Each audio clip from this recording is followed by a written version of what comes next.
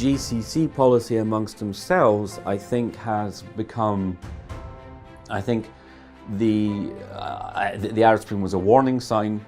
I think they realized they have to coordinate more amongst themselves.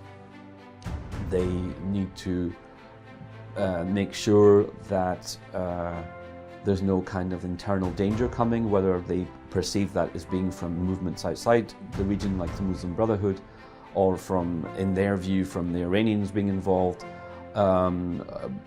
because their understandings are that those are the only things that would make people want to make some kind of street complaint or demand. I think the need that was felt for cooperation amongst them was really shot up. I think it was a surprise and a shock for them to see what was happening. In specific examples, you have the financial help that was promised pretty much immediately for Oman and Bahrain.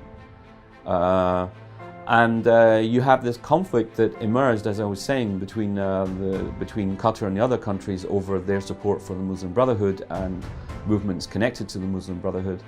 I think this became a very sharp divide amongst the Gulf countries, which was resolved to a certain degree at a certain point, but it fundamentally remains, because Qatar remains behind the Muslim Brotherhood. The Brotherhood has allied parties in Kuwait and Bahrain.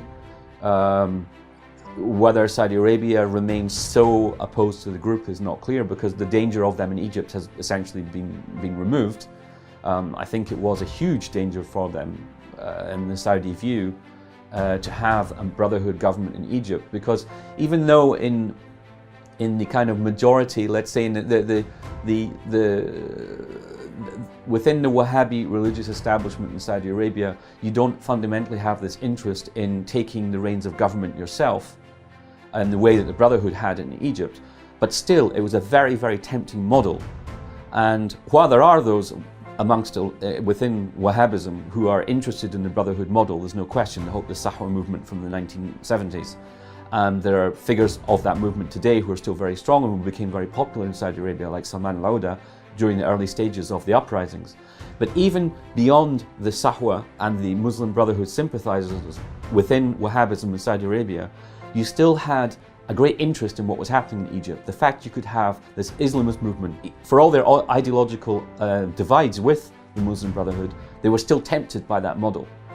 And this was very worrying, I think, for the Saudi government, as well as the potential for the Morsi government, the Brotherhood government in Egypt, to turn Syria into a jihad beyond what Saudi Arabia was imagining.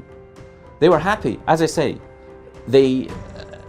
Syria was a chance to cause chaos and take the uprising somewhere else, and to have a happy disaster and say this is what happens. But what the Brotherhood would have done was turn Syria into a level of jihad beyond what we have now, which is what they were promising to do, the Muslim Brotherhood. Morsi was talking in his final days about really seriously getting involved in Syria in a way that hadn't happened. And I think that as well frightened the concern of the Saudi government. So, I think you have a lot of disputes there and problems. Fundamentally, they were resolved for now, but they're still there. But generally, I think the GCC managed to cooperate and deal with what was a real threat in a way that they hadn't been doing before. I think cooperation amongst them has it's been taken to a new level, I would say.